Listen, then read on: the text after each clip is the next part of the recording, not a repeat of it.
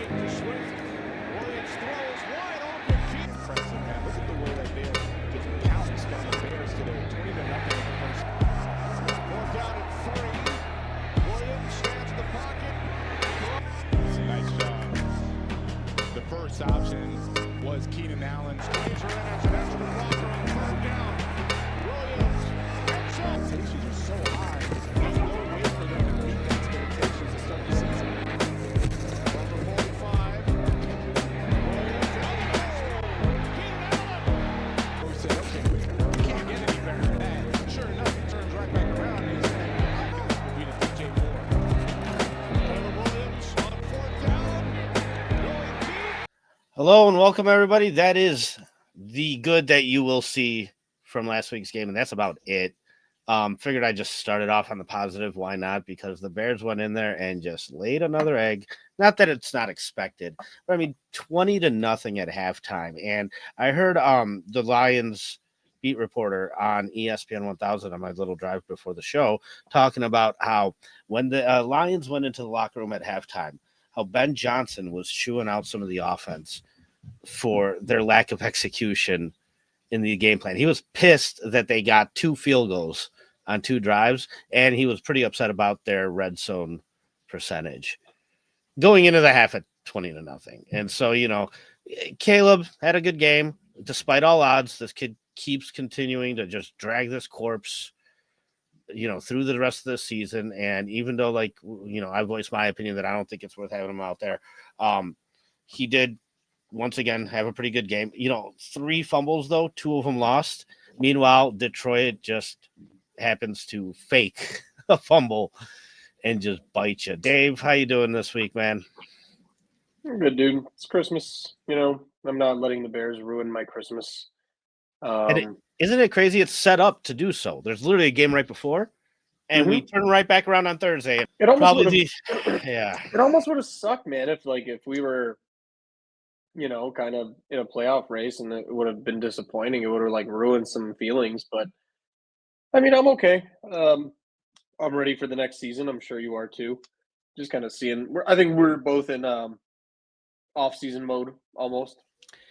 Yeah, you know, I did want to shoot a topic your way that Courtney Cronin came out with some stats a couple days ago, and it got me so pissed off reading them that I found J2K to come on with me, and we sat there and just bullshit about it, right? But I just want to run these down for you real quick. So since the bye week, since week 7, the Bears defense, 32nd in total QBR allowed, 32nd in yards after the catch allowed, 32nd in yards per completion allowed, 31st in quarterback's time to throw from the pocket per pass, 31st in first downs allowed, 31st in yards per drive, 31st in drives that result in points, 30th in pass rush win rate.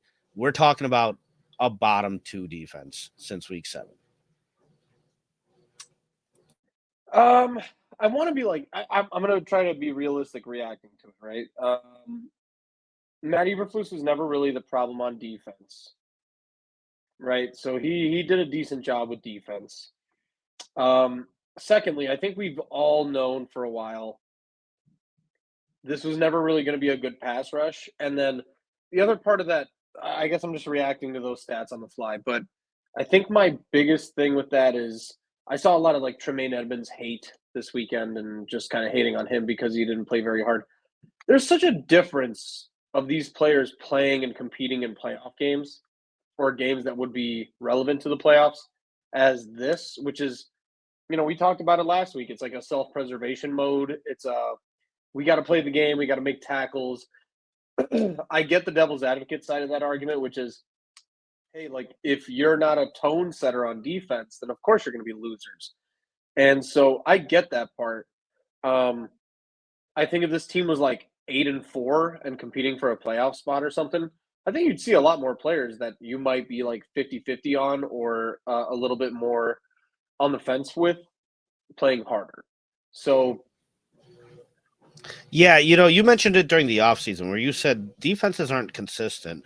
Year to year, you can have the same group of guys and go from a top 10 defense to a middle of the pack defense pretty easily.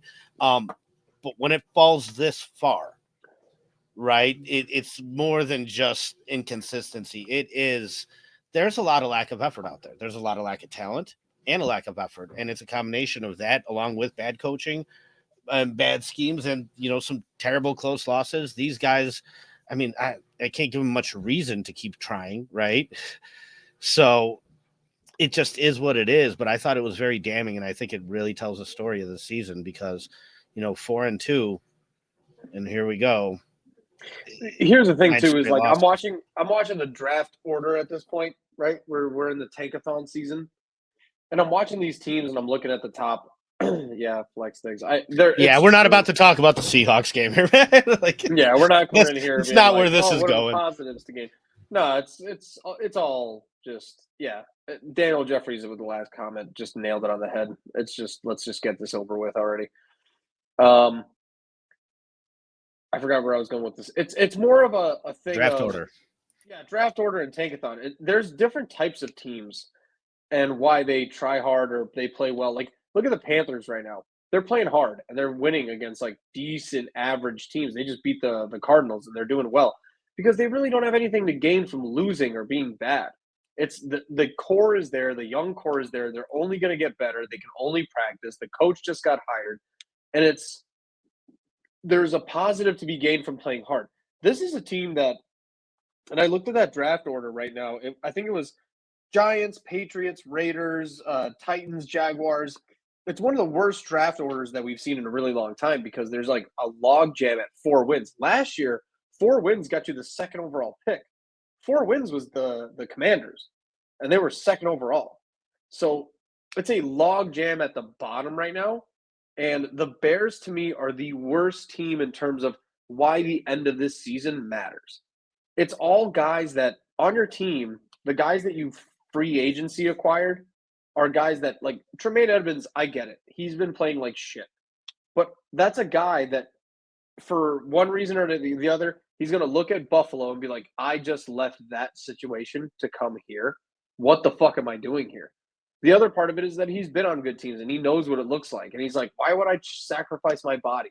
The Bears are just in the worst position where if this is a young team with a bunch of young players, they'd be playing hard, getting their reps, because the few players that are doing really, really well on the Bears is Caleb, Rome, some of the younger offensive linemen, I suppose, right? Or some of the younger defensive players like Kyler Gordon. There's a third Minus part to Cole that. Kmet, by the way. There's a third part to that, though, too, David. And it's the fact that the defensive line is so bad that now you're putting more on the linebackers. Yeah. Right? So at some point, you just get sick of it. Right? I mean, you're getting gashed right up front. They're not doing you any favors either. So, man, it is what it is. Yeah, and that's why I like the Bears right now. It is, like Daniel said, it is the 100% just let's get this season over with, because that's what the players and the coaches are thinking too. Because most of the coaches know that they won't be there. Most of the players know that either if I'm young, I'll be there. If I'm old, I'll probably either get scrapped, or depending on which coaching staff comes in, like I might not be here or I might get traded. So I understand it. It's just one of the worst. It's one of the worst situations in the NFL right now, just because I don't think that they're like beyond saving next year. I think going into next year, they're still one of the best looking rosters. It's just a waste of time to end this year. It's crazy to me because that's the hard part. It's you have a lot of draft capital invested in that defense, a lot of young players, right? So you can't just pull the plug on some of these guys without it being, without it affecting you pretty badly. Like Tyreek Stevenson's a name. Tyreek Stevenson's on this team next year.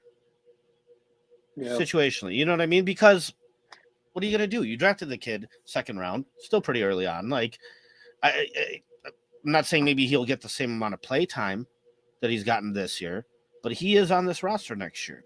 So you're kind of stuck with some of these guys, and it's crappy because you're also left in a state where you're wondering, like, okay, so how much of it is lack of effort versus lack of talent? At some point, it is hard to tell the difference between the two. So as a new coach comes in here and gets these guys to play at max effort, Is this team more talented than we think it is? I mean, I don't think this is a bottom 2 defense, David.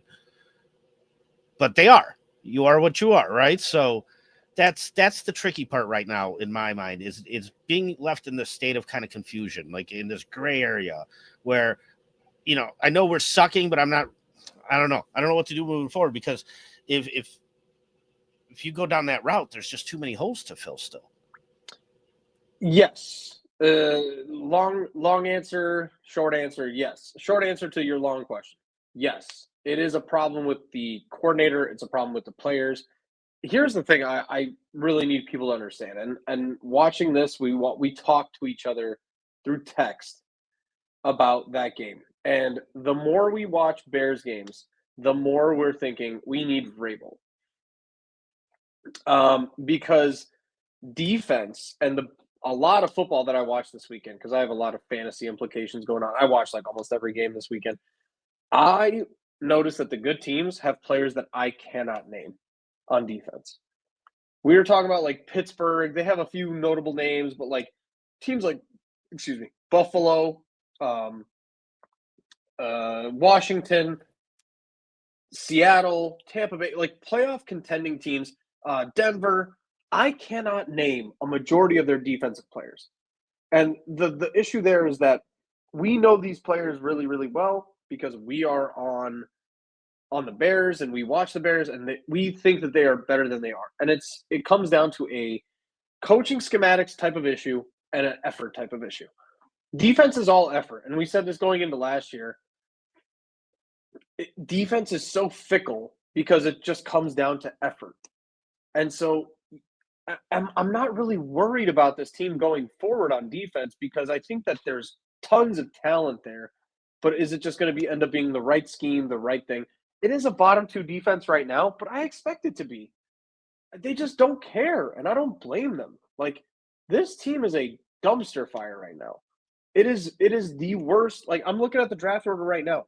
At least, the Giants. The Giants on defense have, like, some young pieces that really play hard and they play decent. They're going to be the first pick in the draft. Patriots, same thing. Young team, trying to work hard. I'd rather be the Bears than Jacksonville at this point. They have the 3rd overall pick. Tennessee, Cleveland, Las Vegas, Carolina, the Jets. There's a couple teams that are ahead of us in the draft that I'd still rather be the Bears than them.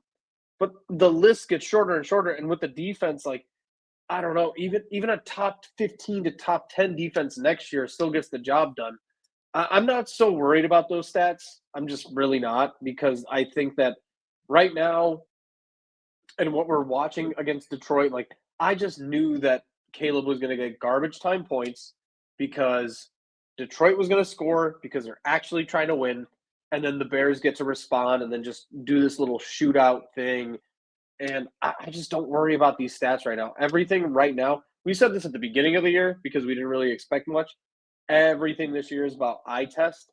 At this point, with we've been doing this since 3 weeks ago, 6 games left. Everything was eye test. And right now, everything is eye test. I mean, putting good things on film is what Keenan Allen said. We got to put good things on film. Keenan Allen sounds like he's auditioning for a new job. So I'm just not that worried. There's like only 2 games left, and at this point, I'm just watching for young players. So with that being said, come draft time, what is your focus? I mean, obviously, you've poured a lot into the offense by drafting a quarterback at pick 1. You have a top 10 pick right tackle. You have a top 10 pick wide receiver. I mean, you got to get this line right, period.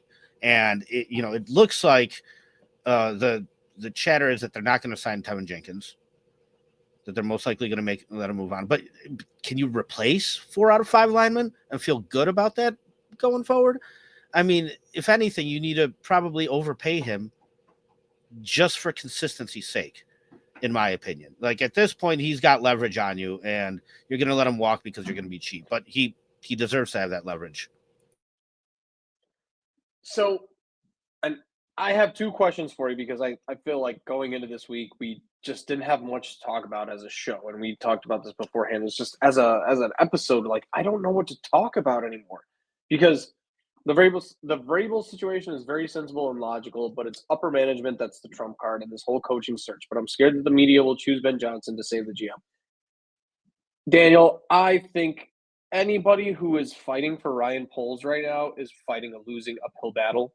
I think Ryan Poles, that was kind of going to be my response to that, is right now, Ryan Poles has suffered the most out of these last 6 games to end the season, more than anyone in the Bears franchise and the Bears organization.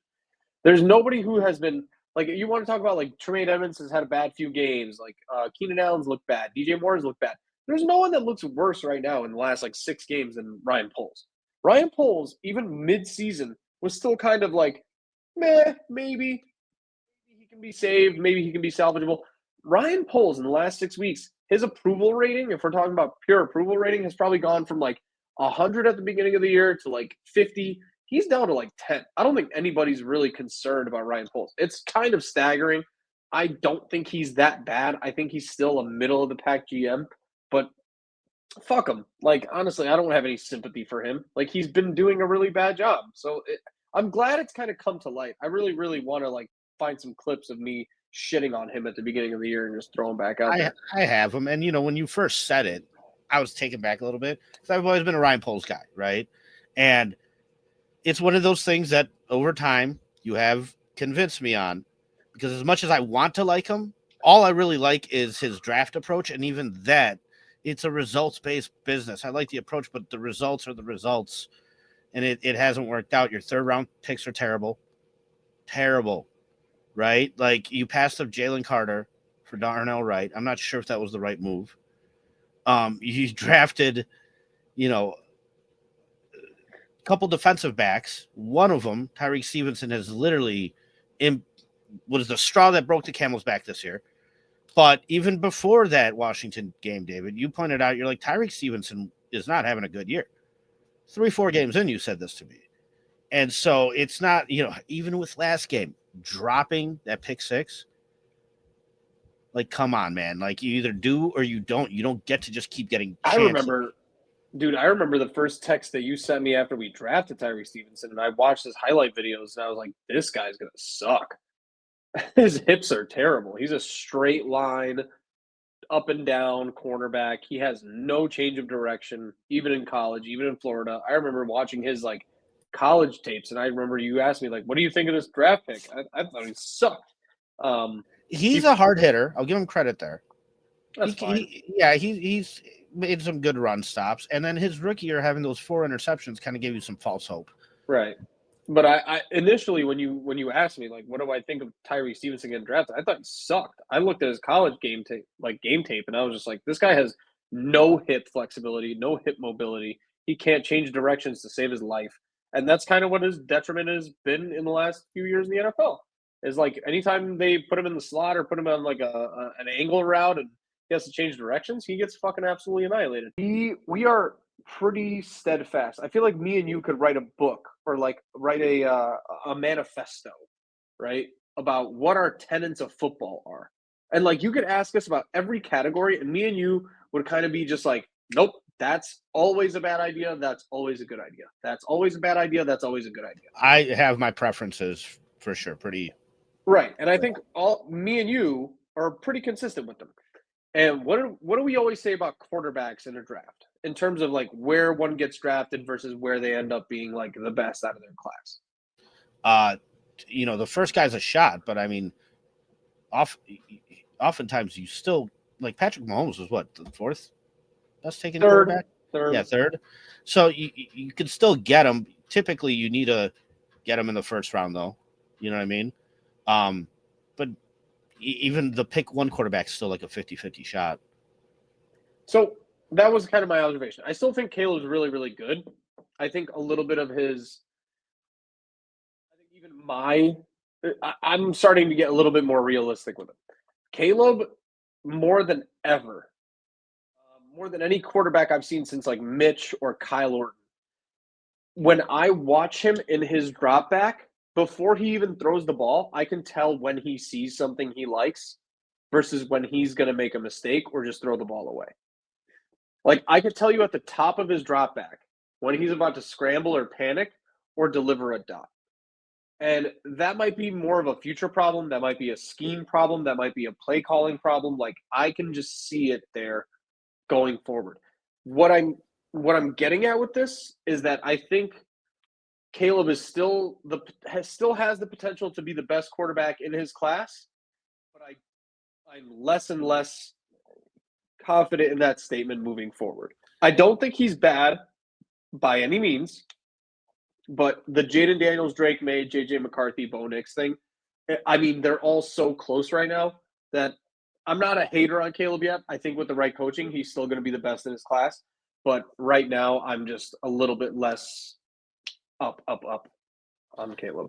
Yeah, the thing about grooming a quarterback, David, and the way the reason why ruining this first year is very detrimental is because there's so much to learn, so many details, right? Like, it comes down to fine details. You probably spend most of your career learning and learning more and more and more, right? So early on, you got to get that right. One of the things I noticed early on, and I told you this during the preseason, was, they didn't use cadence in college. Clap and get the ball. And although they practice it or whatever, guys use it as a weapon in this league. Like, that's what I mean. You could write a whole study on just cadences alone and how to use them as a weapon in this league. Caleb is nowhere near that. When I'm putting film together, I literally watch it and I could stop and I know the ball's about to be snapped. Right? Like, I've just seen enough, put enough film to where it's just, you could tell there's still a rhythm to it. There's still more lately, it's actually gotten a little bit better, but there's just, it's obvious. And for a pass rusher, where these guys study your tendencies, there's a lot of tendencies and things that Caleb's still doing that kind of, hurts him. But you can't work on those things when there's so much chaos all around you. You're still trying to just get the chaos to a stable level before you could even focus on any kind of details, right? The thing that does make me happy about Caleb is the fact that he hasn't thrown a pick in however many games. Playing safe football goes a long way in this league. And although there's been some near calls and things like that, there's definitely a lot of stuff he could do better too, man. There's a lot of easy completions that are being missed. But like I said, these are all things that are expected from a rookie. You know what I mean? With the situation at hand that's going on around him, with how bad the offensive line is. I mean, David, we had less than 3 yards of carry last game on the ground. Right? So kid's really doing it all on his own. I mean, obviously, the coaching staff didn't do him any justice. Plays weren't even coming in on time throughout the first half of the season, things like that. And so for him to still go out there and showcase what he has is nice. However, that rookie learning curve, we still haven't hit the upswing yet, man. We're still and that sucks because we're wasted a year doing it. I say this with like full confidence and potential in Caleb and my belief in Caleb being it's fucking crazy how quickly, like, I say this to my wife all the time, like, how quickly ye forget, right? Like, how quickly we forget about having good defenses with good receivers, with good running backs and we can't get the quarterback position right. And the only thing we have correct on this team is Caleb Williams, and everything else fucking sucks. And so I say this with the caveat of I have a few things in my head that I want Caleb to work on, like moving forward. I say this like totally as aware of my stupidity. I know that I'm not going to sit here and tell Caleb like what to do and everything, but I can see it, and I think you can too. I mean, the wide 80 set, like it's not great. Like, I know it by heart. I can listen to it, like you said. You can see it being snapped by the time it goes. There's a few things that I think in my head, like, that Caleb can work on that will significantly improve him. There's things that are just like a team problem that won't, until the team is better, it will not be better for Caleb. So I say this, you asked me this question like 2 weeks ago. Who's the best player on the Bears right now? And it is definitively, indisputably, it's Caleb Williams. I think there's no one better at football on this team than Caleb Williams. I'm really positive and still up on him, but this goes into my next question, which is what from like a top-down perspective, okay? I'm not even saying GM. Say you're the GM. Say you're Kevin Warren, you're Ryan Poles, whoever's going to end up having that job. What can you possibly gain for the next 2 games? Because if you're in next year mode and you're not just phoning in the next 2 games, what can you possibly gain from the next 2 games against Seattle and Green Bay? I know it's not much. First of all, you have to talk expectations. So, like, I expect to lose both those games. You might make Virginia happy if you beat Green Bay, which is lame. Exactly. Which is like, it's not even a real thing, right? So who cares? But really, like, what do you have to gain from that? Sorry. It's a joke. It's a joke. Honestly, to rephrase that question, and I mentioned this at the beginning, like 10 minutes ago. Me and you have our tenets of football, right? So what do I have to gain? So stick to your tenets of football. Pretend you're not Ryan Poles and you're not Kevin Warren. Pretend you're a good GM. Yes. At this point, I'm treating it more like the preseason, where I'm more willing to give backups more opportunities so I can figure out who on this team is worth keeping around as far as a depth piece. If you're out there slacking, like for example, Tyreek Stevenson, like things like that, I don't care who the name is. You know what I mean? But with that being said, like, I don't want to kill the quarterback either, which is part of my thought process of like, no, you should just sit Caleb. Man, you should be giving other guys opportunities to go out there and play, especially if the defense is this bad and doing as bad of a job. Like, yeah, I'd like to see some depth pieces in there, and I'd treat it more like the preseason at this point, personally. Yeah, you assume that it's going to be 2 losses and 2 shootouts. Hopefully, pretty much, right? I agree with you. So, like, what is there to gain, right? You're not going to gain much from Caleb. Caleb needs to average 361 yards per game to break the rookie quarterback passing record. Not going to happen. So, like, he already beat all the I don't Bears care about records. chasing stats, though. Like, me neither. So that's what I'm saying. Like, you need to let Colin Johnson play. Tyler Scott looked absolutely decent compared to what you've put out there before. I don't understand this. I don't understand the logic of this team. I don't understand what's going on. Yeah. Sorry, I'm reading the comments a little bit right now. Yeah, but you know, the problem with his teammates is this roster is going to be overturned. Yeah. So also, here's the I guess I'm ready to move on to the next conversation topic, which is, and I apologize to anybody in the chat. I would love your interaction and your actual justification reasons. I would honestly like to have you on here and have you explain it over long form. What is it about Ben Johnson that does not feel like everything else you've ever seen the Bears do? Because we talked about this at the beginning of the year and when Matt Eberflus got hired, and how much I hate this repetitious cycle of, well, we had a defensive head coach and now we're looking for offensive innovator. And now we had this offensive innovator and he made me look really stupid. So now we're going to go with consistency and we're going to get a defensive head coach. Guys, if you want to break the cycle, you want things to be done differently, there is one candidate available this offseason. And he was available last year. And his name was Jim Harbaugh. And you chose to ignore it. And there is one person available that will make you do things differently as a franchise. And watching these Bears teams and watching the just lack of effort and watching the just pathetic attempts of like playing football, there is nothing about Ben Johnson being here that will inspire me to be confident in this team next season other than, well, let's see you prove it. If Ben Johnson proves me wrong, it will be a miracle, because there has been, we're not talking about other NFL teams, guys. We're not talking about seeing things from afar and comparing it to yours. Within your own franchise and your own organization, you've seen this cycle happen before.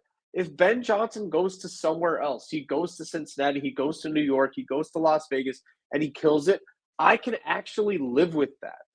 because I am okay with not taking that risk. There is nothing about Ben Johnson that doesn't scream to me Mark Trestman or Matt Nagy 2.0. So, yeah, and that's part of the thing about having just a first-time head coach here in general. You don't want the Bears top to be able to dictate to the head coach. That's why Mike Vrabel is the guy, because he's done it before, and you got to have somebody that won't allow that, right? And Dave, we've talked about this ad nauseum. You know me, Mike Vrabel is definitely my favorite choice as well. I think based off the guys that are out there, he checks most of the boxes, right? If you want me to play devil's advocate, if you want me to argue the other point for something I don't necessarily believe in, I can still make good points about Ben Johnson. I don't think it's the right way to go. But I'll tell you this: you could build a football team in many different ways, right? The interesting thing about the way the lines are built is you need that type of meathead, strong attitude, locker room presence. It doesn't have to be your head coach.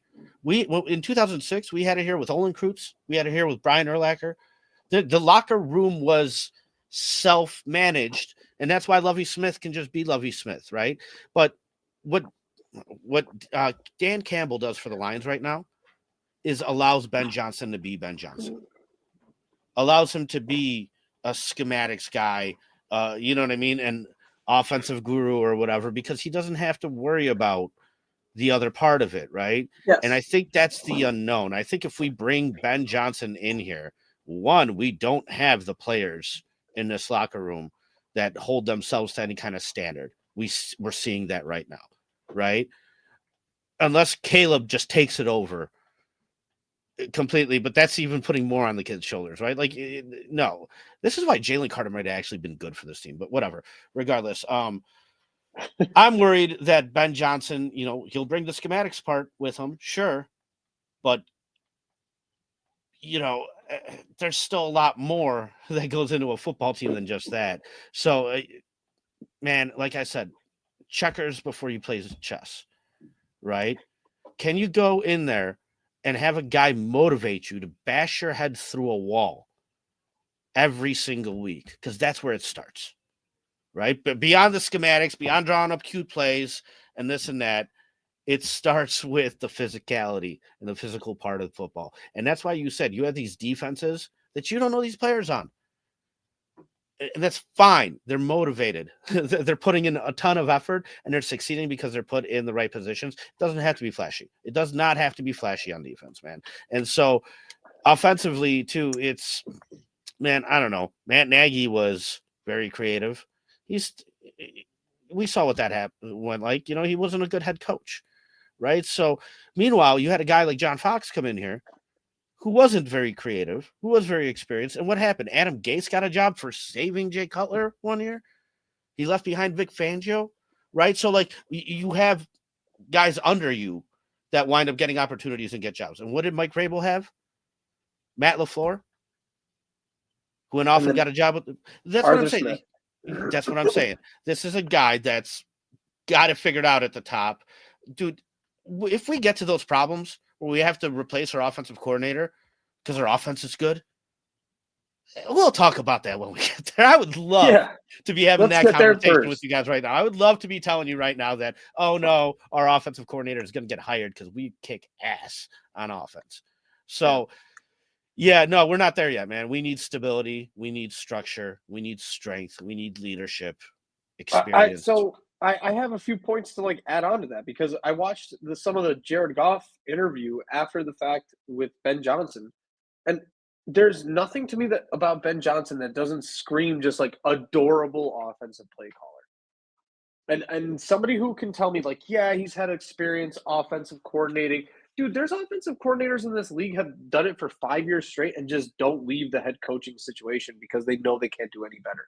The one thing I heard this weekend, which was absolutely terrifying to me, was Eric Bieniemy being the Bears head coach, and I shit my pants with fear. If that happens, I'm just out. But Ben Johnson, Jared Goff was in his press conference, and the little stumble Ruski. Did you see that play where Jared Goff faked a fumble and then Jahmyr Gibbs fell down? And You then, know, there was tape on that against the yeah, Packers. Yeah. Packers, Okay. yeah. Right. Yeah. So Jared Goff came out in his press conference and actively said, Ben Johnson came up to me and said, "Can you actually fumble this ball and make it like a directional fumble?" And that's all I needed to hear. Jared Goff goes, "Well, no, Ben, I can't do that. Like, let's take this back a step. How about I pretend to fumble if you really want to go there?" This is a guy that's just like he's been given the green light way too hard. Penei Sewell threw a pass against us last time. Dude, if you're thinking that, man, Ben Johnson, here's what you're actually asking Ben Johnson to do. Here's the thing that we're talking about.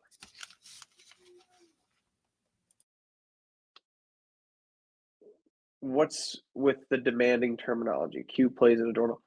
I mean, here's the thing about it, and I'll be straight up direct. Anything that Ben Johnson has done, if this was a worse team or a team where these plays failed, you would be absolutely asking for this guy's job. There is a variance in the NFL. He's in position. When things go well, they look awesome and genius. And when things go badly, they look horrible and they are a fireable offense. Dave, The backup things center. things that Ben Johnson does are exactly on that 50% variance aspect, where if these don't work, they look awful and they look like it's a thing that you should call for somebody's job. Also, it's the timing of it. Backup center, fullback dive. Why was it terrible? One, because it didn't work, fumbled. Right. Two, because we needed those points to win that game right there. You're not up 20. You don't have the room and the comfort to be able to play around. If you do, go ahead. Get cute. You know what I mean? Because you have the room to take that risk. But that's a luxury in this league, to be honest with you. And he's also doing it with the best offensive line in football, the best running back duo in football, the greatest comeback story at quarterback that's happened in the last 10 years, right? Maybe minus Ryan Tannehill. Can you think of a better reclamation project at quarterback than Jared Goff, a guy who was written off in LA and came back, and now he has 33 touchdowns and like 10 interceptions? Yeah, good for him. But the guy that they traded for him wound up going and getting a Super Bowl. So yeah, he's had more. That's what I'm saying. Like, there's not really many better stories than the Lions, and then they have decent to above average wide receivers. They have one of the best young tight ends in the NFL. He has the luxury of doing this, because this is the thing that people keep expecting Ben Johnson to do, is that Baker Mayfield's a pretty good reclamation project. I'll give you that. But that's my career trajectory for Caleb Williams at this point. That's a good one, J2K. Yeah. Jared Goff's up there, though. He's like, it's Baker, it's Jared Goff. I never expected Jared Goff to get to this point. Me neither, but that's what I mean. And here's and I respect J2K. So when he asked me that comment, I don't look at it as like a trolling comment in the comment section. What I'm saying is, with the demeaning terminology and the Q plays and adorable, is because what you're actually asking Ben Johnson to do coming into Chicago is take what you have as an offensive coordinator and translate it into a incredibly under-talented roster, but continue to do it. So what has Ben Johnson done in Detroit, minus use the tools that he's been given by everyone else in that franchise? Dan Campbell deserves more credit way before Ben Johnson. The GM deserves way more credit for giving him that offensive line and those players way more than Ben Johnson. Ben Johnson has gotten to use the toys and the tools that have been given to him, and he's using them very creatively. It's kind of fun, but so help me God, if I saw next year a stumble Ruski done by Caleb Williams, I'd fucking shit my pants, because you're not there yet. You're not there. So what you're asking of Ben Johnson is to take what he's done that makes you fall in love with him as Ben Johnson, being creative, being innovative, being like doing all these trick plays, and do it with a subpar, sub-talented roster and simplify what you've been doing in Detroit, but still make it incredibly effective and game managing. That's not Ben Johnson doing that. That's Dan Campbell. Going for it on fourth down is not Ben Johnson choosing it. Going on these fourth down crazy plays, timing out, playing good defense is not Ben Johnson. The Detroit Lions are not good because of Ben Johnson. It's part of it for sure. But Ben Johnson to me screams offensive play caller, really, really good at that, not head coach. He doesn't scream exactly. On top of it, you have to put more responsibility on his plate, David. So, like, despite all that, you're also now a head coach. Like, I need your mind and your decision making to actually be more than just play calls. And so I know there's a lot of head coaches out there that do call offensive plays, but the ones that have success have a defensive coordinator that's had head coaching experience, right? Like, they're almost two different sides of the football field and they take care of themselves. Andy Reid's got Steve Spagnuolo on the other side. He doesn't have to worry about that because they could just rely on him, right? We're not there. So, like, the staff you bring in is going to be very important. And then on top of it, if I need to interrupt there for a second, like, part of that with the Ben Johnson thing too is, and I forget who's talked about this. I think it's Carl, but Ben Johnson does not have that coaching tree and that NFL coaching infrastructure like Mike Vrabel does. Mike Vrabel can find, yes, he has an outdated, overrated, whatever you want to call it, coaching circle, right? Mike Vrabel. But it's guys that have done the job for decades. Josh McDaniels, defensive coordinators. I mean, it's like people say it's like, oh, he's stuck with Josh McDaniels. That's the reports. The guy's offensive coordinator was Matt LaFleur and Arthur Smith. He can identify good, talented offensive coordinator positions. With Ben Johnson being a former college quarterback, being a former like whatever, but he has not come from any tree. So unless he full-on poaches Dan Campbell's coaching staff, there's nothing there. He's going to need to pick and choose the rejects from other coaching trees, which the Bears' offensive and head coaching position candidates have done for the last 10 years, and it's never, ever worked. Matt Eberflus has picked the branches of failed coaches in the NFL for 2-3 years. Didn't work. Matt Nagy had to kind of fucking pick and choose the when branches Matt Nagy of had these Vic random. Fangio, that was his best year. That was the best thing because it wasn't even a guy related to him. It was a guy who had been established in the NFL for decades, and he did a great job. The moment Matt Nagy had to replace him, he couldn't do it. He doesn't know what a good defensive coordinator looks like other than Vic Fangio. So that's the thing, man. Mike Vrabel, dude, we were threatened by having Cliff Kingsbury as our offensive coordinator this year. Yeah. Why? Because right now he'd be head coach. You're right. That's why you can't do that, because if this team goes down, that man takes your job. Right? And the team goes down anyway, and somebody else takes your job anyway, which is stupid. Why not bring and listen, and I know a lot of people say, oh, I hate Josh McDaniels. I hate Cliff Kingsbury. That's great. You can have your opinion on these guys, but their head coaching careers, you have to be able to separate them from their offensive coordinator careers, because there's two different jobs. I do not like Josh McDaniels as a head coach. Thank you. Period. You pulled that right out of my mouth. Yeah, I would not be extremely worried about him being an offensive coordinator, though. Like, McDaniels had two separate opportunities at a head coach position. One was with Tim Tebow in Denver, and one was with the Raiders. And he is an excellent offensive coordinator, which he's demonstrated multiple times in his career.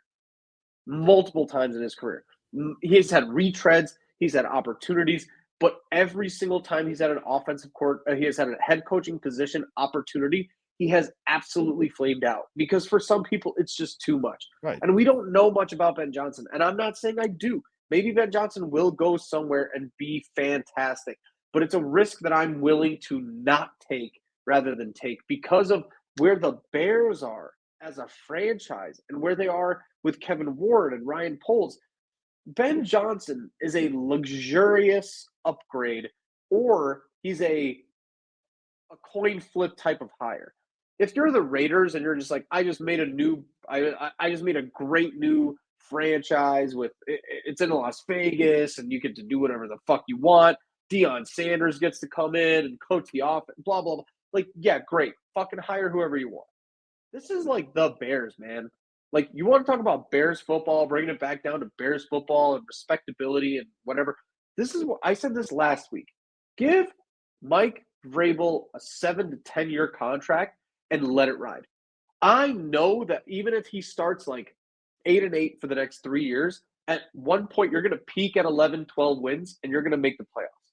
And then when you get everything right with Mike Vrabel, he'll take you over the top. Mike Vrabel is in the category to me, and I'm not going to say like, you know, Mike Vrabel's in the category of these guys, but Mike Vrabel's in the category of a Mike Tomlin, John Harbaugh, right? These guys that, and I went through this list with you, guys who look through the NFL teams, and I forget who it was that made a comment on our video about established NFL coaches and established quarterbacks, and kind of contradicting my point about like, well, these defensive coordinators and these defensive coaches were not necessarily the guys that made the quarterback. Bullshit. Josh Allen started under Sean McDermott. Lamar Jackson started, like, they have established quarterbacks. Well, guess who established them? They're fucking head coaches. John Harbaugh had Lamar Jackson from the jump. McDermott had Josh Allen pretty much from the jump.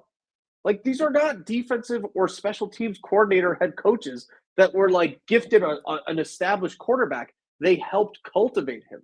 There is something to be said about changing the way Caleb Williams plays the game. I don't want Ben Johnson to come in here and say 30 to 40 passes every game because I need my offense run the way it needs to be run, and I need to get all my plays out there and throw out all my talents and my innovation and all that stuff. I'm okay with Caleb Williams throwing 22 to 25 passes a game next year if you have an established running game and a dynamite fucking defense. I want wins, man. I want 8 to 10 wins every year. I don't give a shit how it happens. Cultivate Caleb Williams however the fuck you want. But if you have an opportunity to hire Mike Vrabel and his GM, you take that opportunity, and if it fails, it fails.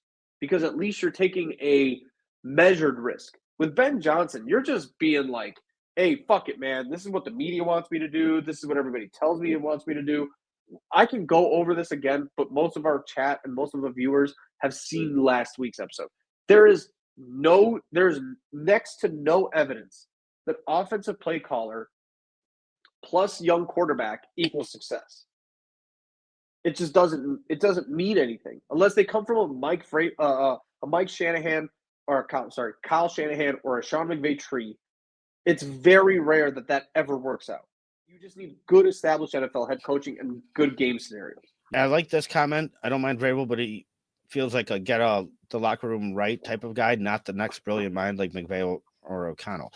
And I get that. And the thing where I'm looking at this team from is I do feel there's talent on this team. Thank you. And if you listen, these schematics guys, like you said, you have all these no names on these defenses. That's great. You can do that. But at the end of the day, dude, it's I kind of lost my get the locker room right kind of guy. That's what we need.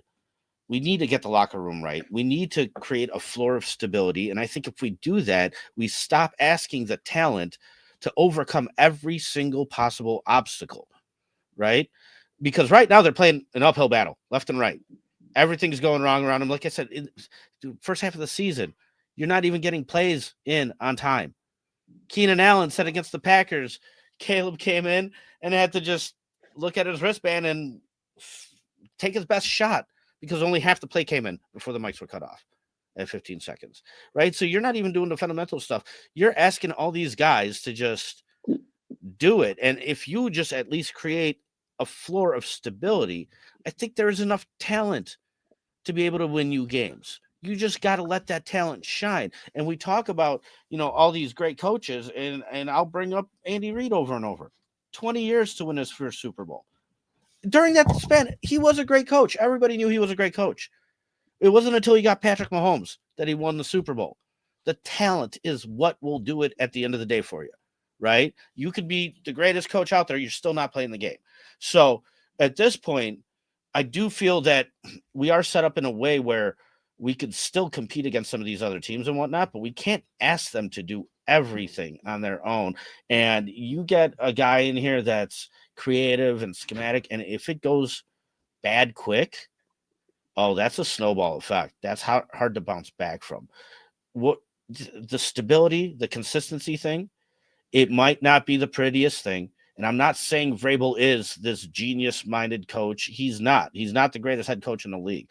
But I think we don't need the greatest head coach in the league right now. Like, No. we just need stability, something consistent, stable, respectful, and legitimate. You know what I mean? Kevin O'Connell's done an amazing job.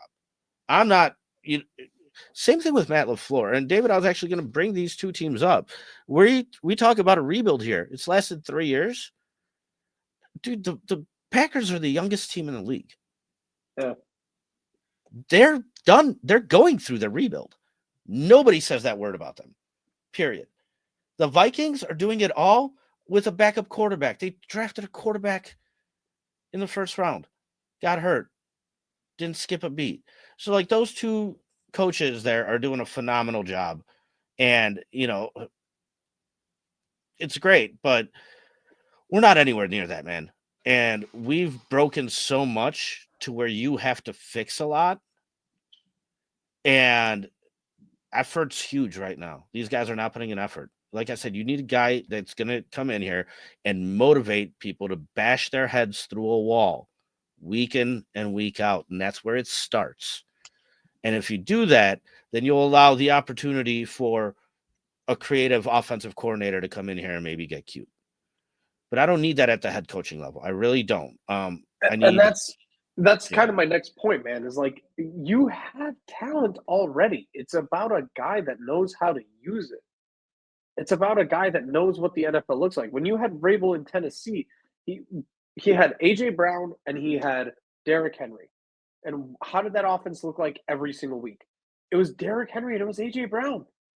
He didn't mince words. He didn't fucking try to get creative or cute or, call running plays to his right tackle or whatever, or throwing plays.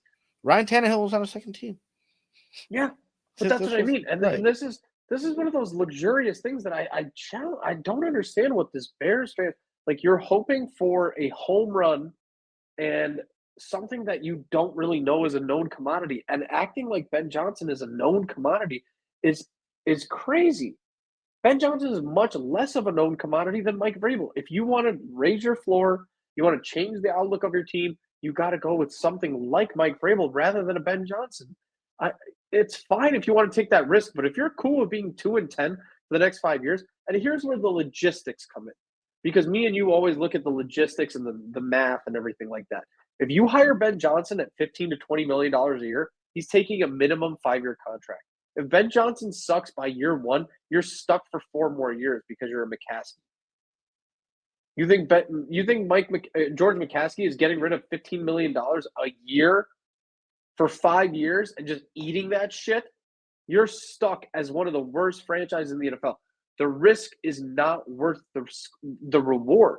I don't really know what to say with that. It's so huge.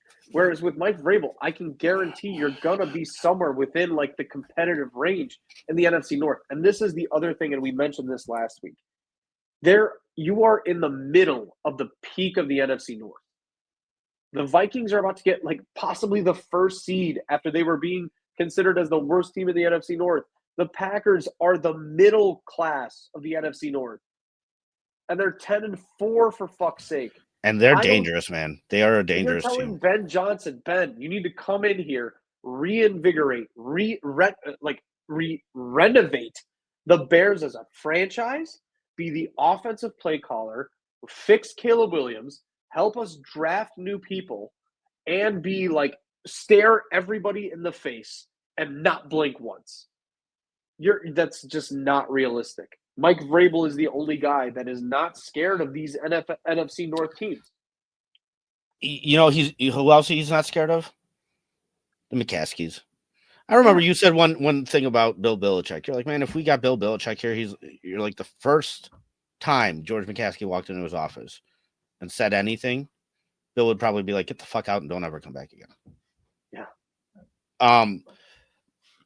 You can't have a guy who's, I don't know, who's just not established in his ways. That's such a gamble. And you already took the gamble when you draft Caleb number 1. That is your gamble. You don't have to gamble more.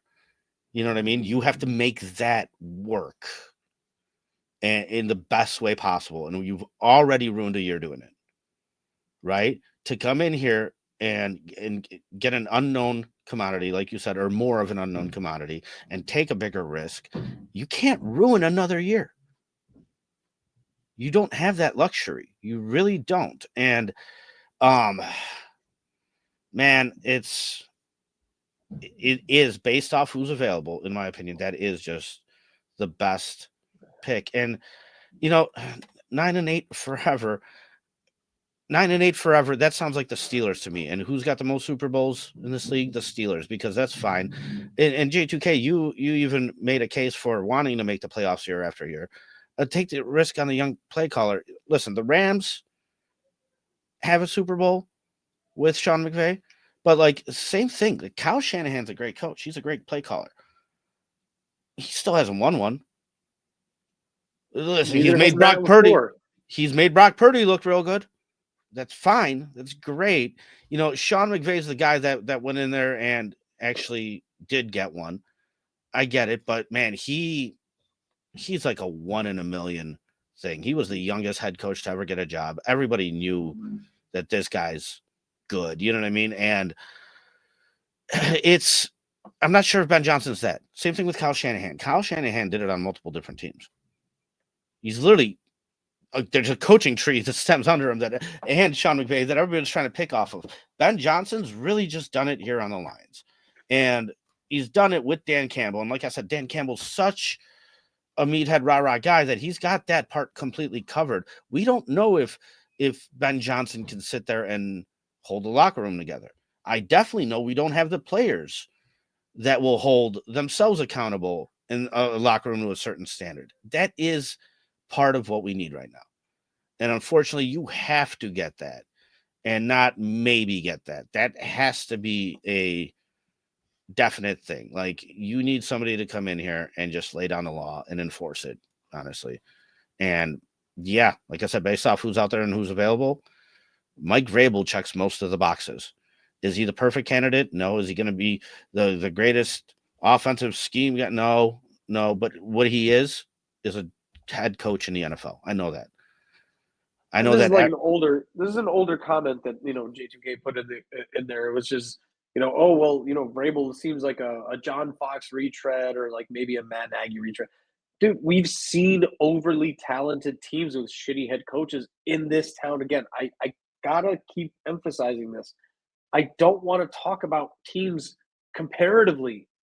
I don't want to talk about like if we're Minnesota. Here's the thing about hiring coaches as like a team like Minnesota or Green Bay or whatever. Institutionally, they know what the fuck they're looking for. When they hire Kevin O'Connell, they know what a good head coach looks like and what a bad head coach looks like. They've been in the playoffs for fucking 20 years straight. Minnesota is always competing. Green Bay is always competing. San Francisco is always competing. There's no one. I am going to stand by that. There's no one in the Bears front office that knows what a good head coach looks like or what a buffoon head coach looks like. They've been fooled by all of them in between. Mark Trestman had Alshon Jeffrey, Brandon Marshall, Matt Forte, Jay Cutler. Top 5 offense. Fuck to do with them. Didn't know what the fuck to do with it. You don't know what you're looking for. So here's the other part of it, which is like, if Ben Johnson comes into Chicago and he could literally toss out a bunch of fucking gobbledygook word salad at George and Kevin, and they'd be like, sounds like a genius to me. And they would not know the difference. And that's my issue with it. I'm talking about macro level stuff. We as fans, we as people who observe the NFL feel like we know what we're talking about and feel like we know what a good head coaching candidate looks like. And maybe J2K is right. And maybe Ben Johnson's great. I don't know that because I haven't seen or interviewed a Ben Johnson versus a Kevin O'Connell versus a Matt LaFleur. If I had interviewed these guys and then one of them walked out on me, I'd be like, that's what I got to look for next time. If I interviewed Kevin O'Connell and he walked out on me, I'd be like, damn, I fucked up. Next time, I'm looking for that.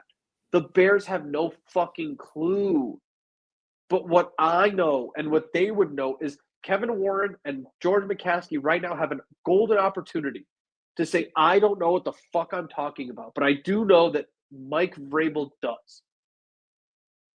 And Mike Vrabel can come in and restructure this and reorganize this to a point that is respectable. Because every time the Bears have kind of come in and been like, oh, well, you know what? I'm going to look for a new whiz kid, a new genius. They get absolutely bamboozled by a moron. Because you need to play checkers. They're talking about. You need to play checkers before you're allowed to play chess. Like I said, it's like with these cute plays and everything. It's the timing of them. Yeah, the Lions have created a situation to where you can get cute. You can play chess, right? What we need right now is just to get to a respectable level. And what I'm saying is, like, we've lost 9 straight. We're 4-2. We're 4-11. Even the Cowboys, with no hope, have won the last 4 out of their 5, I believe. Right? Because, dude, you can't do it this way. And the thing with Mike Vrabel too is, like, I know for sure. I mean, dude, what we're talking about the last 25, 30 years, he's been in football. So, like, Prometheus asks, who's his offensive and defensive coordinator? No, dude, I can't give you that answer. But I do know one thing. The man's been in the NFL for the last 30 years, right? So, like, you have connections. You know people. You talk to people. You have your guys. And you'll figure it out and you'll work with it and you'll find somebody to come in and run your philosophy and your game plan and be on board and on the same page as you. What we're doing with, like, Ben Johnson, I want to know, okay, what kind of defense are you running? It's cute. Great. You can scheme up offense. That's nice. But do you have a established team philosophy? Because now you're doing the same thing when you're going to get a defensive coordinator and you're going to completely lean on him. Okay, you take care of the defensive side of the football because I'm already calling offensive plays on top of being a head coach, right? And so once again, you're not taking the full responsibility of being a head coach, right? I know Mike Vrabel won't call his own offensive plays, and he won't call his own defensive plays. He'll get 2 guys that are on the same page of what he wants to do that job so he can focus on being a head coach, which is what I want. I want an established head coach. You know what I mean? So, man, when you find these guys, I sit there and I'm really jealous of, like, Dom Capers, Dick LeBeau, these guys that were just defensive coordinators on one team for years and years and years. I wished Vic Fangio would have done that for us. The second he came in here, I was like, please, please, please sign him forever. I know he wants to go make money. I know he wants to be a head coach, but, like, just keep this man forever. And if you had that, I'd be more willing to entertain a guy like Ben Johnson, but we don't. You know, we have a locker room full of guys that are lacking effort, are giving up on the team. We have a situation where you had players chewing out your head coach here after he was here 3 years. We went through coordinator after coordinator after coordinator after coordinator under him. It's just so much inconsistency and no stability whatsoever. It would be so refreshing for these guys to just be on a respectful NFL team. And I'm telling you, there's enough talent here to where if you do that for these guys, that's what you're going to be banking on taking you over top. Not getting cute with play calls, not anything like that. It's going to be the talent, which you got to use it while it's still here, man. Otherwise, you're going to wind up in another rebuild real quick. So. Yeah, I just wanted to, like, address this comment too. Like, I'm not making predictions about Johnson, but it seems like you're dragging. First of all, it seems like you're making a lot of predictions about Ben Johnson because you seem like you're predicting him to be the next genius offensive mind in the NFL, which he might be, but I don't know that. And I don't want to take the chance. I don't want to take the chance. It's not about him being good or bad. Him across anything. I just owe nothing. I don't owe Ben Johnson anything. He doesn't deserve any benefit of doubt. And if you think Ben Johnson, by calling plays with one of the best offensive staffs in the NFL, Ben Johnson deserves no benefit of my doubt. He's not owed anything. I have no idea. Mike Vrabel's track record on quarterbacks, he had Marcus Mariota, who proved to flame out completely everywhere in his career. He rehabilitated Ryan Tannehill completely, and then he was forced with Malik Willis by his new GM that he did not agree with, that also traded A.J. Brown, and then was fired the next year. And you said it. A GM he did not agree with. We've always gotten yes men. Ryan Poles wanted to trade up for Rome Odunze, and Matt Eberflus was like, yeah. Meanwhile, Mike Vrabel, when they traded A.J. Brown, you showed me that clip, was pissed. And look at what A.J. Brown's done. Right?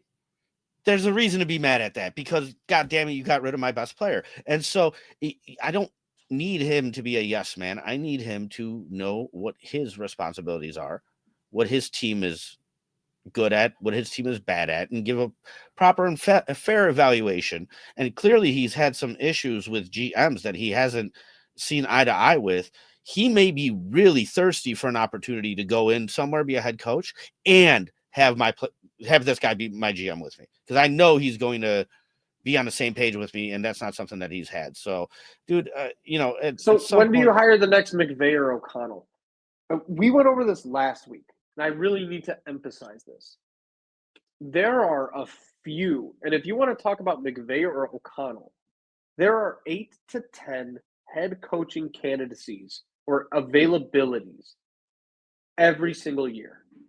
In the last 6 coaching cycles, so let's do that basic math, 8 to 10, let's average it out to 9. And over the last 6 years, we're talking about 54 head coaching opportunities. You have McVay, O'Connell, LaFleur, Stefanski. 4 out of 58 actually worked out as that head coaching. Out of that 54, 4 out of 54, 54 out of 54 that have worked out in that genius. Mike McDaniels is on the hot seat, J2K. Like, you can say what you want about Mike McDaniels. Whatever. Let's give him that. 5 out of 54. These are such rare shots. And you want to take the shot. I can't disagree with you, and I can't argue with your football mentality. You want to go for the gusto. You want to go for the 13-win McVay, O'Connell. That's what you want. I don't think that this is a situation for the Bears where they can afford to take that luxury. Caleb Williams and a fuckload of talent on this team, and you have no idea what Ben Johnson can do with it. I know what Mike Vrabel can do with it, and that's to get you to 9 to fucking 11 wins for the next 4 years, maybe more. Even in this tough division. Even in this tough division. Conservative as fuck with that assumption. That's a QB issue. You don't have that QB issue here. Caleb Williams is good. He could do fine with Mike Vrabel. He could do fine. If it's a QB issue thing, then he could do just as good with Mike Vrabel and his offensive coordinator as he could with Ben Johnson. But I have no idea what Ben Johnson will do as a head coach. Mike Vrabel would have the best quarterback he's ever had in his head coaching career here. You know, Correct. and so that's why, like, you know, I named Matt LaFleur, Kevin O'Connell, Sean McVay, and Kevin Stefanski. And you gave me Mike McDaniel. That's 5 out of 54 on average per year, and we're talking about a 6 to 7 year coaching cycle. Like, Matt LaFleur was hired 4 or 5 years ago. There's 50 coaches that fail every year. I have no doubt that Mike Vrabel will not fail. He might not do exactly what you expect him to, but he's not going to be a failure. But J2K said it too. Okay, so he's the safe pick. He gets you to 8-9 wins. Guys, we know what this league is like.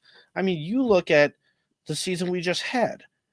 It comes down to 1 or 2 plays sometimes to get a win or 2. So, like, if our floor is 8 or 9 wins, I'm way more confident in being able to fix a couple things and get something right You get to 12. Yeah. instead of being where we're at and asking for this complete turnaround that's, I don't know, that might not be as consistent. To take a bigger risk for a bigger reward, well, that's great and all, but at the end of the day, even a guy like Kyle Shanahan, who is a great play caller and everything like that, dude, they're losing to Patrick Mahomes, right? So like the talent is what's going to do it at the end of the day. It is. And so To like say the ceiling is 9-8 with Mike Vrabel, he got to 12 wins with Ryan Tannehill. right. Ceiling 9-8 with this team and Caleb Williams when he got to 12 wins with Ryan Tannehill. How is that his ceiling? I mean, the fact that we were 4-2 with Matt Eberflus this year even says a lot. Like, yeah, dude, like I said, I do think there's still enough talent here left over to where so we kind of brought this up earlier in the show too. If you go a certain route, then there's too many holes to fix. If you could just get the effort from these guys back to 100%, right, and create a stable environment for them, then you'll some of these holes like Tyreek Stevenson may not be a detriment anymore. He may be a piece that you could use properly in the right situations instead of a guy that you lean on and fails you. Like it lays out the picture a lot more clearer too. You know what I mean? Whereas if you come in here and try and get cute and it fails early and you kind of lose the effort and the hope of this locker room again, you'll be left in a situation where you totally have to flip this roster. Oh, rebuild, Caleb is gone, and you're rebuilding. Yes, and you want to avoid that at all costs. The focus now is you need to do everything possible to make Caleb work in a certain timeline. And yeah, that starts with, like I said, just getting to a respectable level on all three phases of the football team. Like, I talked to my buddy Dan, and I was like, who would your favorite candidate be? And he's like, I know they're not interviewing him. He's like, I'd take Dave Taub because I know he's a real coach. He's like, I don't care that he's special teams, whatever. Like, that guy has shown for decades that he can do his part and like he can coach a team. You know what I mean? And so like you look at a guy like John Harbaugh in the Ravens. He was a special teams coach. That guy's a damn good head coach. One of the best. He catered an entire offensive style to Lamar Jackson, who they even passed on once. Everybody passed on because nobody wanted to do that. They went in, put in the legwork, made an offense specific towards him. It's not about having a cute play caller at that point. It's just about knowing the ins and outs of the NFL, knowing who you have, knowing your players, knowing your talent, and adapting to them. And that takes a lot of experience in this league, and I know Vrabel has it. So, yeah, safest choice. Sure, I'll take the safest choice because I think that's what's going to give us the best chance to make Caleb Williams succeed. Yeah, I'm so hard and fast on where this franchise needs to go. It's not even funny, and it's one of those obvious things where if I think you can even honestly just like predict it in the tea leaves, man. If the Bears are so convinced that Ben Johnson is the savior, it's almost to the point where I've seen this dance before, right? I've seen this work on the Bears before. Like, okay, Matt Nagy was an amazing play caller for Patrick Mahomes for a week or two, and he looked amazing. And Mark Trestman was so smart, and so innovative in the Canadian Football League, and this and that. This is almost the same thing. I get it. Ben Johnson has more NFL experience, but I've never seen Ben Johnson work with a subpar roster. I've never seen Ben Johnson work with a subpar offensive line or a lack of talent in the NFL. I've never seen Ben Johnson overcome adversity. I've seen Mike Vrabel do all of those things. Meanwhile, John Fox came in here, and during 3 lame duck years while they were rebuilding a locker room, Adam Gase got a head coaching job. Name me the last Bears offensive coordinator that went off and got a head coaching job. That's what I'm saying. Like, dude, you just need structure here. This is a joke right now. And that's the title of the show, The Joke of the NFC North. And you don't want to be that, man. You don't want to be the clowns. And I know Mike Vrabel would not allow that, right? So, yeah, it's step by step, man. And unfortunately, we're in the position that we're in, and therefore, the best possible route is that route. Like, we just need, man. David, I love the fact that you brought up in last week's episode. You're like, in this division, there's one coach out there that I know would not be intimidated by the Packers, the Lions, or the Vikings, and that's Mike Vrabel. Period. Dude, guys, this is, it's unfortunately where we're at. I would love to be able to be in a position where we can sit here and take risks and things like that, but we already did that with Caleb Williams. And now we're in a position where we just have to make that work. That is the most important piece, period.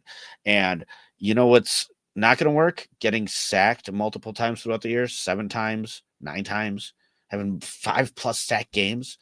It's not going to work for anybody. If Vrabel comes in here and goes, Caleb, you're throwing the ball 20 to 25 times, we're running the ball, we're just establishing time of possession, playing keep away, and you just got to be clutch, man, that'll do wonders for the kid. You'll take so much pressure off his shoulders, and you'll put him in a position where he's not getting beat to hell, giving all his effort to just lose 9 straight games in a row. Like, you'll find different ways to win. You'll get more wins on the season. And then once you build that structure and stability, dude, there will be opportunities to sit there and spike with it and get better. But like right now, we're nowhere near that, right? Dude, look at the other teams in this division. Like you said, the Packers are 10 wins, third. 10 wins, and they're in third place. And we still have 2 weeks to go. If you're planning for the future, if you're planning for 5 years ahead, when those 2-3 teams fall off, that's fine. You want to go Ben Johnson, you're like, hey, it's a 10-year project, and let me double down on this risk. Oh, J2K meant Josh McCown, not Cade McNown. Yeah, if you want to double down on the risk, man, go for it. Like, that's all I can say. I mean, I can't argue with your logic. I mean, if that's what you want to do, that's what you want to do. You want to risk it. You want to double down. You have a fucking 10 and a ace in poker or a blackjack, and you want to fucking double down. You want to split them. Go for it. Fuck it. I am much more comfortable taking the net profit. And right now, a net profit is Mike Vrabel. Like, there's a certain level of, once you've established yourself as an NFL franchise that can actually compete with Mike Vrabel, and you're like, you know what, Mike Vrabel has shown us the way. He's shown us that what it looks like to be an 8-9 win team, and we're stuck there for a while. Great. Let's go risk it for the fucking 11, 12, 13 win head coach. Great. It's the equivalent of getting Dan Campbell, guys. I don't understand why this is so obtuse to some people. Dan Campbell is not the best. Even then, he's not an offensive innovator. Jared Goff is showing him what Ben Johnson called on the Stumblerooski. Fucking Dan Campbell had no idea what was going on. Shawshank Redemption is one of my favorite movies. And the jail warden gets so fucking offended when he calls him obtuse. It's like, what? What did you say? That was my reference. Why are people being so obtuse? Excuse me? Yeah. No. 4 weeks in the hole. Yeah. I'll take 4 weeks in the hole for Mike Vrabel right now. I get it. I just got that. I'll take 4 weeks in a hole for Mike Vrabel. Dude, I can't. I mean, you need to just get to a level of respectability right now. If you're in the camp like J2K is, double down and fuck it. If it works, you might be at the top. If it doesn't, you're a 2 or 1 win team for a long time. And then fine, go for it. You want to be a 5-win team for the next 10 years because you took that risk with Ben Johnson and you had no idea what you were doing. Great. I can't argue with your logic. I understand it even. I can even justify it. But I can't get there with you. I need to be respectable again. This is where we differentiate. And it's all because we have a number 1 overall pick quarterback who, despite all odds throughout the season, has still been the only real, true bright spot on this team this year. Like I said, who's the Bears' best player on the Bears? Caleb. Right? So because of that alone is why I have this opinion, right? If we were in a different situation, I might think differently, right? Like if we had passed on Caleb, signed Justin to a 5th-year option, whatever, this and that. Like if we were in a different situation where we were looking to maybe even draft a guy or something, then I might entertain different things a little bit more. Right now, I know what we have in the quarterback, and it's something that we haven't had, and I know we're ruining it. I know we've already spent a year ruining it, and I can't do that anymore. Give me the safe pick. Give me Vrabel. Let's get this thing right, and then let's let the talent do what they're supposed to do. Let's let the players go out there and win the games for us. Make it easy for them, right? That's the only thing. Don't make this impossible like they've had to deal with, dude. You have my friend, I saw him the other day. He told me there's been 2 poisons in this locker room all year. And it's been Keenan Allen and Gerald Everett. No, the tight end, Mercedes Lewis. Yeah. And I go, funny, the 2 most experienced guys are telling you this is trash. Yeah. To the point where they're telling everybody this is trash. Why? Because they know better. Because they've seen it. Yeah. Because they know better, right? Like, guys. And we could do this next episode, by the way. But like, we were worried about if we talked for an hour today. So yeah, I know. I mean, I'm ready to go because this is just more of the same. Me too. Like all I want for Christmas is for the Bears to realize they don't know what the fuck they're doing, because we can get into this later. I know Mike Vrabel, if he has some GM input or some player personnel input, it's because he knows what he's doing. If you're asking that of Ben Johnson, who's his GM? Are you keeping Ryan Poles with Ben Johnson? Does Ben Johnson know what he's looking for in players? Does Ben Johnson know what to look for? Has Ben Johnson ever been asked to look for players or personnel? Has J2K, Ben Johnson I just want to say the cute play call thing. Like, okay, it's 4th and 1. The Patriots with Tom Brady. What are they doing?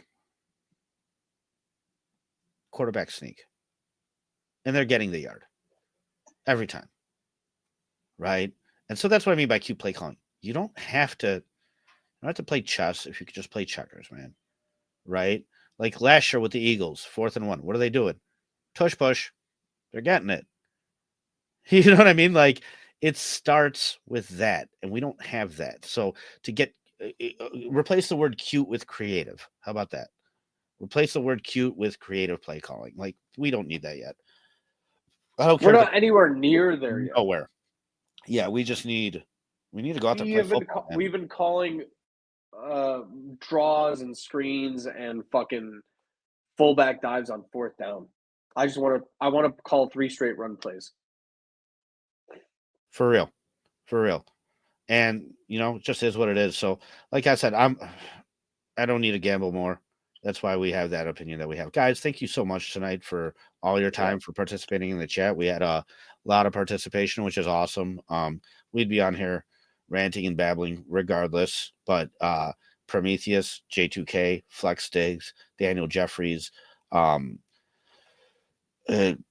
we've had some new people in the chat kind of pop in here and there too and whatnot, but Dennis Moody, Flex Diggs, guys, we appreciate all you. We appreciate all your comments. Agree, disagree. Like David said, if you disagree strongly, come on with us, man. We'd love to have you guys on. Just reach out to me. Like, I don't care. I love talking football and I love debating and I love going back and forth. And yeah, that's what makes us all fans. So like I said, we were worried about not even doing a full hour today. And here we are in an hour and a half, just still doing it and getting passionate about it. Right. So it's funny, man. So, yeah, J2K, we appreciate you too as well, always. And yeah, I appreciate the debate too. David, I got to say, like J2K, when I did the show with him last time, he laid out a real good case for Brian Flores to where even I was like, Like, you know what I mean? Like, I don't hate it. no, I've been exactly. no. Brian Flores is fine. I For me, worry about I'm his a mass guy. Like, I want the best chances of success, and I think the best chance of getting success is going to be with Mike Vrabel. But like, yeah, Ben Johnson could go off and be a damn good coach. I don't know that though. You know, I've seen Mike Vrabel be at least a decent head coach. So